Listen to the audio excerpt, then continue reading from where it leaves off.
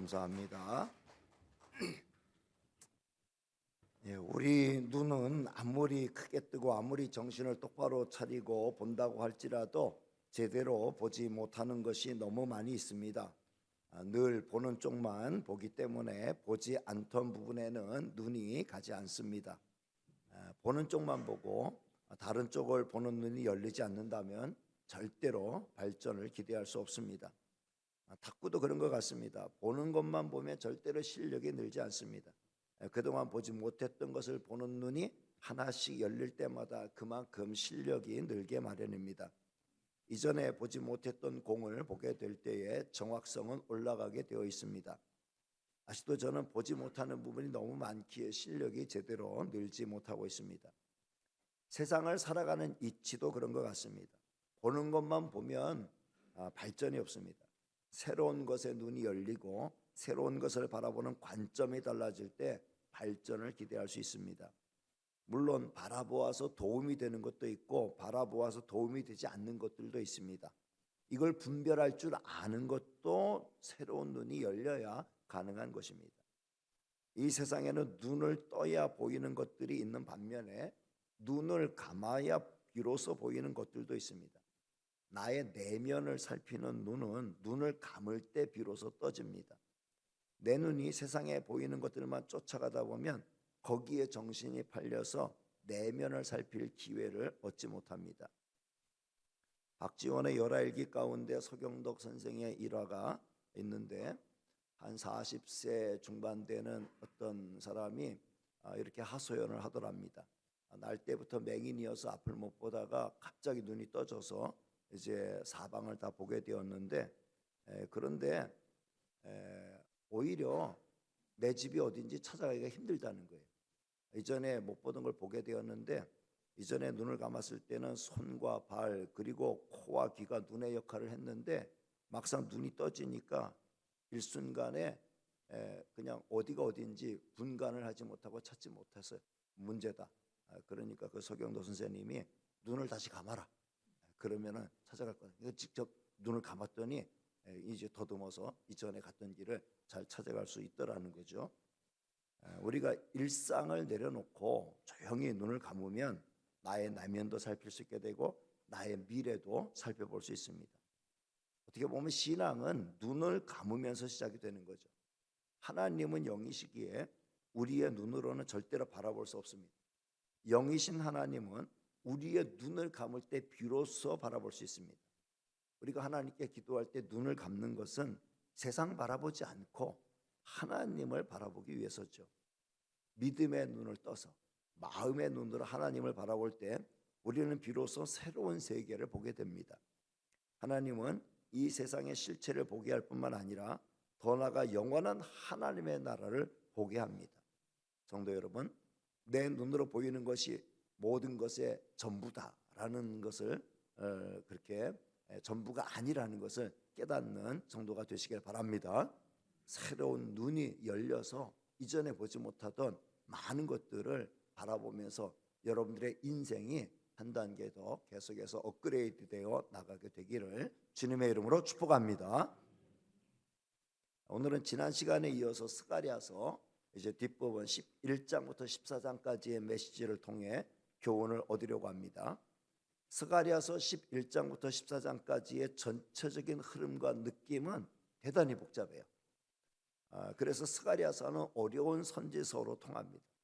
다층적 시의 구조, 다층적 예언의 구조를 지니고 있습니다. 그리고 다양한 은유가 등장을 합니다. 이 모든 것을 이건 이거다 라고 정확하게 풀어내기는 쉽지가 않습니다.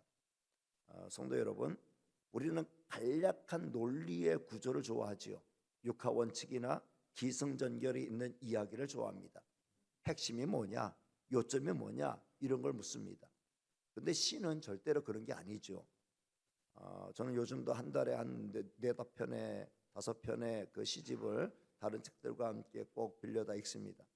근데 어떤 시는 도무지 쉽게 이해가 가지 않는 부분이 있습니다. 뒤에 나오는 이제 해설을 읽으면 조금은 이해가 되지만 해설도 어려운 경우가 많아요. 오늘 스가랴서가 그런 구조를 가지고 있습니다. 그러니까 스가랴서를 시가 아닌 서사나 논술로 이해하려고 하면은 쉽게 이해가 가지 않습니다. 스가랴서의 다층적 예언의 구조는 크게 보면 타락에 대한 강조, 심판에 대한 강조, 그리고 구원에 대한 선포 등으로 반복됩니다. 그래도 논리를 좋아하는 저와 여러분을 위해 11장부터 14장까지의 논지를 요약하면 이런 거죠. 11장은 목자를 잃은 양떼의 괴로운 형편을 이야기합니다. 목자를 잃은 양떼는 심히 괴로울 수밖에 없죠. 양들은 목자의 인도가 절대적으로 필요한 동물입니다. 목자를 잃은 양들은 헤맬 수밖에 없습니다. 그런데 정작 양떼를 괴롭히는 것은 다른 외부적인 요인도 있지만 목자 자체를 잘못 만났을 때, 악한 목자를 만났을 때 그 목자 때문에 고통을 겪고 목자 때문에 어려움을 겪는 경우도 상당하다는 거죠. 하나님은 그런 악한 목자를 심판하실 것이다 라고 말씀합니다. 목자를 잃은 가련한 양떼를 위해서는 저들을 사랑으로 돌보는 그런 선한 목자, 좋은 목자가 필요하죠. 하나님은 스가랴 선지자가 그런 목자가 되라고 11장 4절에서 말씀합니다. 같이 볼까요? 시작. 여호와 나의 하나님이 이르시되 너는 잡혀 죽을 양떼를 먹이라. 하나님은 스가랴 선지자에게 잡혀 죽을 이 양떼들, 이 가련한 양떼 돌보지 않고 잡아먹으려고만 하는 이런 사람들로 가득 차 있는 그렇게 버림받은 양떼들을 네가 먹여라. 그러니까 11장 7절 말씀을 보면 스가랴 선지자가 이 말씀에 순종을 하죠. 자, 같이 읽겠습니다. 시작. 내가 잡혀 죽을 양떼를 먹이니 참으로 가련한 양들이라. 내가 막대기 둘을 취하여 하나는 은총이라 하며 하나는 연합이라 하고 양떼를 먹일세. 스가랴 선지자는 막대기 둘을 취하여서 이 가련한 양떼를 돌보는데, 근데 이 막대기는 양떼를 괴롭히는 막대기가 아니라 하나는 은총의 길로 인도하는 은총의 막대기고 하나는 연합의 길로 인도하는 막대기라는 거죠.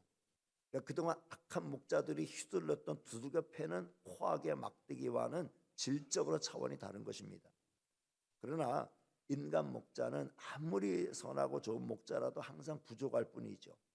선지자는 은혜의 막대기, 연합의 막대기로 가련한 양들을 돌보려고 하였는데 결과는 실패해요. 왜냐하면 양들이 목자를 따르려고 하지 않았기 때문이죠. 그러니까 문제는 목자만의 문제가 아니고 양들의 문제도 있다는 거예요.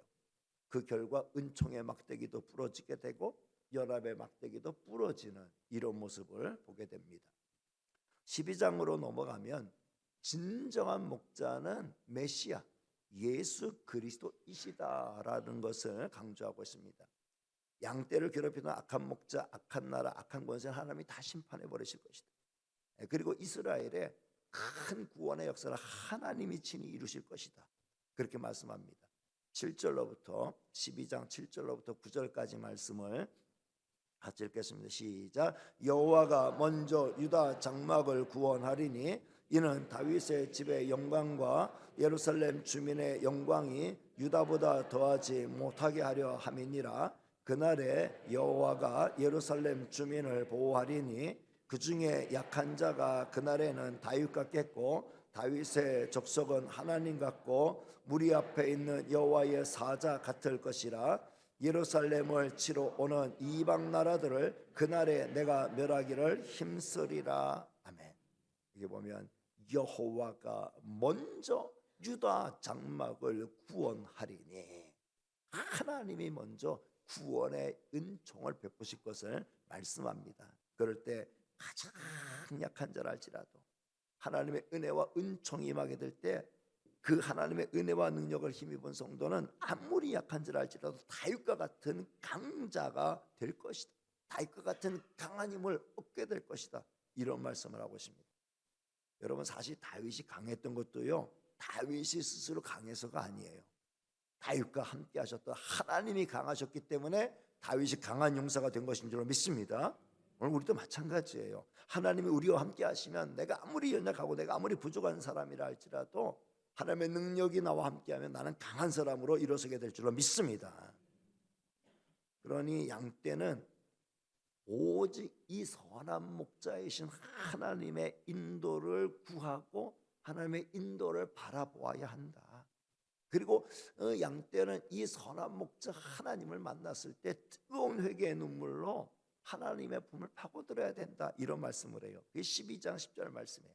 자, 같이 읽겠습니다. 시작. 내가 다윗의 집과 예루살렘 주민에게 은총과 간구하는 심령을 부어주리니 그들이 그 찌른 바 그를 바라보고 그를 위하여 애통하기를 독자를 위하여 애통하듯 하며 그를 위하여 통곡하기를 장자를 위하여 통곡하듯 하리라. 아멘. 여기 그 찌른 바 그는 바로 십자가에 달려 돌아가신 예수 그리스도를 의미하죠. 요한복음 19장 37절 말씀, 십자가의 사건을 사도 요한은 이렇게 해석합니다. 같이 읽겠습니다. 시작. 또 다른 성경에 그들이 그 찌른 자를 보리라 하였느니라. 예수님은 십자가에서 창에 마지막 찔리시는 그 아픔을 겪으셨습니다. 요한계시록 1장 7절 말씀도 같이 보겠습니다. 시작. 볼지어다 그가 구름을 타고 오시리라. 각 사람의 눈이 그를 보겠고 그를 찌른 자들도 볼 것이요 땅에 있는 모든 족속이 그로 말미암아 애곡하리니 그러하리라. 아멘. 예수 그리스도를 멀리했던 나, 예수 그리스도를 배척했던 나, 광야 한가운데에서도 이 목자를 따르지 않았던 나, 믿지 않았던 나, 애통하고 회개하는 마음으로 다시 주님의 품을 파고들을 때 그가 우리의 선한 목자가 되어 주셔서 우리를 구원의 길로, 승리의 길로 인도해 주신다는 거죠.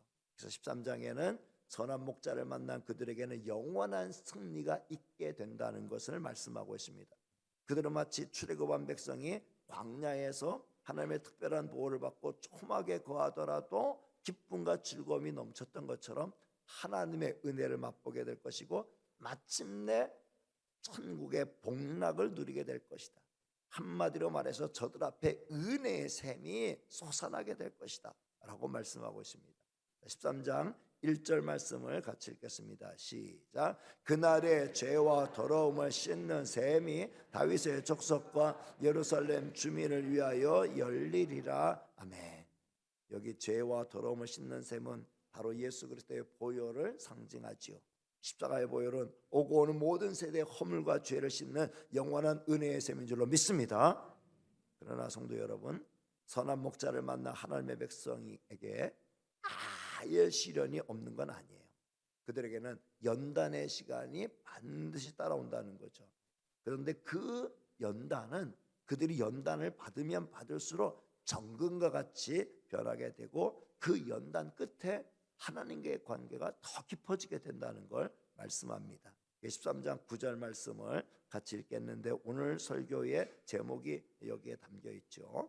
자, 같이 보겠습니다. 시작. 내가 그 3분의 1을 불 가운데 던져 은같이 연단하며 금같이 시험할 것이라. 그들이 내 이름을 부르리니 내가 들을 것이며 나는 말하기를 이는 내 백성이라 할 것이요 그들은 말하기를 여호와는 내 하나님이시라 하리라. 아멘. 그 시험 가운데 그들이 하나님을 온전히 찾게 되고 하나님의 이름을 부르게 되고 그러면 하나님께서 그 하나님을 부르는 저들의 목소리를 들으시고 그래 너는 내 백성이야 내 자녀야 말씀하여 주시고 그들은 말하기를 하나님은 내 하나님이십니다. 하나님은 내 하나님이십니다. 이런 고백이 저들의 입에서 나올 수 있도록 만드실 것이다 라고 말씀합니다. 성도 여러분, 하나님의 택함을 받은 백성이 영원한 천국의 영광을 누리려면 이 땅에서 사는 동안 사명을 위해 헌신하는 삶이 필요하죠. 이 사명을 위한 헌신의 삶은 구원의 조건이 아니에요. 이미 구원함을 얻은 성도에게 자연스럽게 부과되는 십자가지요. 그런데 이 십자가는 우리를 망가뜨리는 게 아니에요. 이 고난의 십자가, 사명의 십자가, 무거운 십자가를 잘 감당할 때 우리의 믿음은 더 깊어지게 되고 하나님과 우리와의 관계는 더 돈독하게 변하게 되는 줄로 믿습니다. 여러분, 순금은 그냥 원석의 상태에서 빛나는 게 아니죠. 순도 100%의 순금은 수많은 재련의 과정을 통해 탄생되는 겁니다. 성도의 고난도 그렇죠. 우리는 고난을 통해 더욱 주님을 닮은 모습으로 되게 되는 줄로 믿습니다. 이제 마지막 14장으로 넘어가면 14장에는 여호와의 날 하나님의 심판이 선포되는 날에 대한 예언이 나옵니다. 하나님의 공의는 그때 완성이 될 것이고 하나님의 나라는 완성이 되어서 하나님의 유일한 왕으로서 인정받게 되고 하나님의 공의와 하나님의 영광을 인정하는 것이 물이 바다를 덮는 것처럼 온 세상에 가득 넘치게 될 걸 말씀하죠. 자, 14장 9절 말씀 같이 읽습니다. 시작. 여호와께서 천하의 왕이 되시리니 그날에는 여호와께서 홀로 한 분이실 것이요 그의 이름이 홀로 하나이실 것이라. 아멘. 하나님의 홀로 한 분, 그의 이름이 홀로 하나로서 유일한 왕으로서 온 세상의 영광을 하나님이 받으시면서 온 세상을 은혜로 다스리는 그런 세상이 오게 되고, 이런 하나님의 은혜 품에 안긴 자들은 마치 출애굽한 이스라엘 백성들이 초막절 절기를 통해서 이미 광야에서 초막에서 살다가 가나안 땅에 입성해서는 그들이 초막에서 살 필요가 없었죠. 번듯한 자기 집과 또 그 다음에 농장을 경영하며 소떼와 양떼를 기르면서 살아가는데 하나님은 그들에게 추수 때마다 초막을 짓고 마당 한가운데서 초막에서 살아라. 근데 이거는 무슨 의미가 있습니까? 우리가 광야 생활하면서 이렇게 어려움을 겪을 때가 있었다. 근데 하나님께서 지금 우리에게 이런 은혜를 주셔서 우리가 이렇게 평화와 은혜를 누리며 살고 있음을 감사하자면서 초막절을 지키는 거거든요. 그러니까 옛날을 기억하면서 하나님이 여기까지 우리 인도하셨고 지금 우리가 이런 하나님의 은혜와 은총 속에 살고 있음을 감사하면서 즐기는 게 초막절이고, 지금 우리로 말하면 추수감사절. 이런 초막절을 그들이 지키면서 그동안 고생했던 과정 속에 하나님이 우리를 은혜로 인도해 주심에 대한 기쁨과 감사의 절기를 지키게 될 것이다 라고 말씀하죠. 그러면서 거룩한 하나님의 나라가 완성이 되는데 14장 20절로 마지막 21절 말씀 같이 읽겠습니다. 시작. 그날에는 말방울에까지 여호와께 성결이라 기록될 것이라. 여호와의 전에 있는 모든 솥이 제단 앞 주발과 다름이 없을 것이니 예루살렘과 유다의 모든 솥이 만군의 여호와의 성물이 될 것인즉 제사 드리는 자가 와서 이 솥을 가져다가 그것으로 고기를 삶으리라. 그날에는 만군의 여호와의 전에 가나안 사람이 다시 있지 아니하리라. 아멘. 쉽게 말하면 성과 속의 구별이 없어진다. 쉽게 말하면 말방울에까지도 여호와께 성결이라. 대제사장의 관에 여호와께 성결이라 이렇게 쓰여진 게 이제는 말방울에까지 여호와께 성결이라. 그리고 그냥 집에서 쓰는 솥단지가 제단에서 성전에서 쓰는 거룩한 솥과 다르지 않아서 하나님의 제물을 삶을 때 성전에 있는 솥만 사용하는 게 아니라 일반 성도들의 가정에 있는 솥을 사용해도 그것이 하나님 앞에 거룩한 성물로 구별되어 드려지는, 쉽게 말하면 거룩함이 성전에만 있는 게 아니라 여호와께 성결 거룩한 성도의 삶이 온 세상의 일반적인 삶에 성도들의 일반적인 자유로운 그런 삶 가운데 하나님께 성결이라고 하는 거룩한 삶의 공동체가 이 땅에서 이루어질 것, 그걸 말씀하고 있습니다. 여러분, 우리는 이런 세상을 꿈꾸고 있는 자들인 줄로 믿습니다. 우리가 성과 속의 구별이 따로 없이 우리의 삶의 자리가, 우리 가정이, 직장이, 세상에서, 동네에서 우리가 어떤 참여하는 그 자리가 하나님을 경배하고 하나님의 영광을 드러내고 하나님의 뜻을 이루어드리고 그런 어떤 하나님의 영광을 드러내는 자리가 될 때에 성전만, 이 예배드리는 이곳만이 성전이 아니라 우리의 삶의 자리가 다 하나님이 계시는 성전이 되는 줄로 믿습니다. 이런 은혜의 세상이 열리게 될 것을 예언했고, 지금 우리는 예수 그리스도 안에서 이 은혜와 은총을 누리는 시대에 살고 있지요. 스가랴서의 예언은 바로 예수님을 통해 완전히 우리에게 성취된 것인 줄로 믿습니다. 스가랴서의 곳곳에 있는 말씀들이 복음서에는 이것이 예수 그리스도 안에서 이루어졌다라고 하는 것을 강조하고 있습니다. 저는 오늘 말씀을 통해 다음 네 가지를 마음에 담아가기를 원합니다. 첫째는 죄와 허물을 씻는 은혜의 샘은 이미 솟아나고 있습니다. 따라합니다. 죄와 허물을 씻는 은혜의 샘은 이미 솟아나고 있습니다. 성도 여러분, 우리의 허물과 죄는 다른 무엇으로는 씻을 수 없습니다. 돈으로 씻을 수 없어요. 힘과 권력으로 씻을 수 없어요. 내가 권력을 쟁취하고 법을 바꾼다고 해서 내 죄가 없어지는 게 아니에요. 우리의 허물과 죄는 오직 예수 그리스도의 보혈로 씻음 받을 때 온전히 씻음을 받게 되는 줄로 믿습니다. 이 샘의 물은 돈 주고 사는 물이 아니에요. 이 샘의 물은 노력으로 쟁취하는 물이 아니에요. 이 샘의 물은 오래 기다려 겨우 얻을 수 있는 물이 아니에요. 이 샘은 오직 빈손 들고 주님 앞에 나가 십자가를 붙드는 자에게 주어지는 은혜의 샘물인 줄로 믿습니다. 우리는 이 은혜의 샘물을 통해 죄사함의 은총과 영원한 생명을 이미 얻은 성도들이죠. 이 은혜의 샘으로 우리가 날마다 정말 주님이 부어주시는 끊임없는 은혜를 공급받으면서 살아가는 저와 여러분 다 되시기를 주님의 이름으로 축복합니다. 두 번째는 온 세상의 왕이시며 구원자이신 예수님은 이미 이 땅에 오셔서 우리를 위한 구원의 역사를 이루셨습니다. 스가랴서의 모든 예언은 예수 그리스도를 통해 우리에게 온전히 성취가 된 줄로 믿습니다. 예수님 우리의 만왕의 왕이시고 만주의 주가 되시고 우리의 삶을 주관하시고 이 땅에서 우리의 삶을 주관하실 뿐만 아니라 영원한 나라까지 우리를 성공적으로 인도하시는 우리의 유일한 왕이신 줄로 믿습니다. 우리 주님은 지금도 우리에게 계속해서 은혜의 강물을 흘려보내고 계십니다. 2000년 전 예수님이 십자가에서 흘리신 보혈은 이미 다 말랐고 먼지가 되어 흔적도 없이 사라졌지만 그러나 그 은혜의 강물은 지금도 온 세상을 향하여 도도히 흘러가고 있는 줄로 믿습니다. 그 흘러넘치는 은혜의 강수가 오늘 저와 여러분에 미쳐서 죄사함의 은혜와 영원한 생명을 누리게 된 것이죠. 세 번째는 예수 그리스도를 나의 목자로 모신 모든 사람에게 하나님은 바로 그들의 하나님이 되십니다. 예수 그리스도를 자기의 목자로 모신 사람에게 하나님은 바로 내 하나님이다. 내 아버지시다. 나의 구주이시다. 내 편이시다.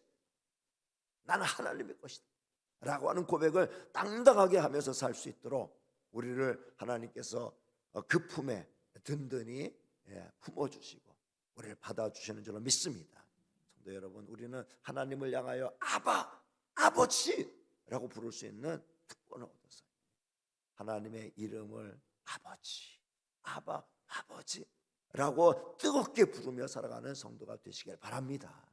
아버지 하나님, 예수님을 향하여 내 주여, 나의 큐리오스, 내 주님, 내 인생의 전부, 내 인생의 모든 것을 주관하시는 분, 내 모든 걸 주님께 맡길 때 주님께서 책임져 주시는, 나는 그 은총의 포로가 되어 있는 그 은혜 속에 살아가는 하나님의 자녀, 하나님의 백성, 주님의 제자입니다 라고 하면서 주의 이름을 부르고 하나님 아버지의 이름을 부르면서 그 하나님의 품을 파고드는 저와 여러분이 다 되시기를 주님의 이름으로 축복합니다.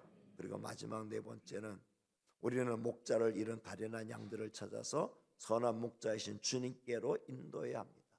따라합니다. 우리는 목자를 잃은 가련한 양들을 찾아서 선한 목자이신 주님께로 인도해야 합니다. 제가 1년 내내 목자 없는 양을 찾아서라는 주제를 가지고 계속해서 목자 잃은 가련한 양들을 주님께로 인도합시다. 목자 잃은 양들을 주님께로 인도합시다. 방황하는 영혼들을 주님께로 인도합시다. 이게 우리에게 주어진 책임입니다. 우리가 마지막 시대 감당해야 될 사명입니다 라고 하는 걸 강조하며 이제까지 달려왔어요. 오늘 스가랴서를 통해서도 하나님은 계속해서 목자 없는 양들, 죽을 양들, 잃어버릴 양들, 가련한 양들, 이런 양들을 찾아서 선한 목자에게로 인도하라고 말씀합니다. 성도 여러분, 우리는 누구도 선한 목자가 될 수가 없어요. 저도 선한 목자가 아니에요. 선한 목자는 우리 주님 한 분밖에 없는 줄로 믿습니다. 그러니까 인간 목자의 책임은 뭐냐면 맡겨진 양떼를 주님께로 잘 인도하는 거예요. 주님께로 잘 연결시키는 거예요. 그래서 내가 너희의 목자가 될 것이다. 내가 너희들의 목자가 될 것이니까 나를 믿고 따르라가 아니라 우리의 목자는, 나의 목자도 예수님이시고 여러분의 목자도 예수님이시니까 우리는 예수님을 내 인생의 목자로 삼고 주님의 인도를 따르는 주님의 양이 됩시다 라고 하면서 주님께로 인도하는 거예요. 제 책임은 여러분들이 나만 믿고 따르십시오가 아니에요. 제 책임은 여러분을 예수님, 선한 목자이신 예수님께로 성공적으로 인도해서 여러분 개개인의 삶이 예수님을 내 목자로 삼고 하나님을 내 인생의 아버지로 모시고 예수님을 내 인생의 귀로스로 모시고 주의 은혜와 은총을 누리며 살아가도록 만드는 거예요. 예수님은 선한 목자인 줄로 믿습니다. 목자 없는 양들을 직접 찾아오셨어요. 그러나 목자로서 제대로 인정받지 못하셨죠. 오늘 스가랴서의 말씀 가운데도 은 30개에 팔린 그런 이제 목자에 대한 이야기가 나옵니다만 예수님은 은 30개에 팔리셨어요. 아무도 예수님의 목자가 되는 걸 좋아하지 않았어요.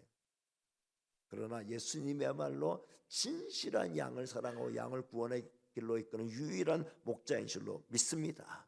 예수님은 여전히 부러졌던 은총의 막대기, 부러졌던 연합의 막대기를 다시 붙이셔서 은총의 막대기로, 연합의 막대기로 저와 여러분을 이끄시고 허물과 죄를 씻는 은혜의 생수를 계속해서 공급하시면서 누구든지 주님께로 나오는 사람들은 정말 그 은혜와 은총을 누리면서 살아갈 수 있도록 지금도 역사하고 계시는 줄로 믿습니다. 이 은혜를 누리는 자들은 광야 한가운데를 살다 할지라도 조그막을 짓고 안전하게 보호받으며 은혜의 절기를 지키게 되고 옛날의 고생을 옛 이야기로 이야기하게 되는 거죠. 주님으로 인하여서 선한 목자를 만난 성도들로서 주님의 인도를 늘 받으면서 그 은혜 속에서 날마다 기쁨과 즐거움과 감사가 넘치고 가련한 다른 양들을 돌보는 여유를 가지고 살아가는 저와 여러분이 다 되시기를 주님의 이름으로 축복합니다. 기도하겠습니다. 은혜로우시고 사랑 많으신 하나님 감사합니다. 오늘도 저희들을 사랑해 주시고 하나님 앞에 불러주셨으니 감사합니다.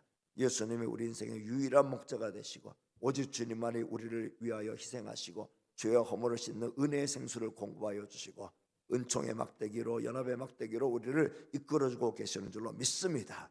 주님만 믿고 따르는 저희가 되게 하여 주옵시고 날마다 주님의 이름을 부르며 주님으로 말미암아 다윗 같은 용기를 가지고 다윗 같은 능력을 발휘하면서 하나님의 나라를 세우고 하나님의 나라 역군으로 살게 하여 주옵소서. 또 이 세상에는 목자 없는 양들이 너무나 많이 있습니다. 헤매는 영혼들이 너무나 많이 있습니다. 저들을 불쌍히 여기는 마음, 저 가련한 영들을 불쌍히 여기는 마음을 예수님이 품으셨던 그 마음을 우리도 품게 하시고 저들을 잘 찾아서 주님께로 인도하는 저희가 되게 하여 주옵소서. 모든 말씀 예수님의 이름으로 기도하옵나이다. 아멘.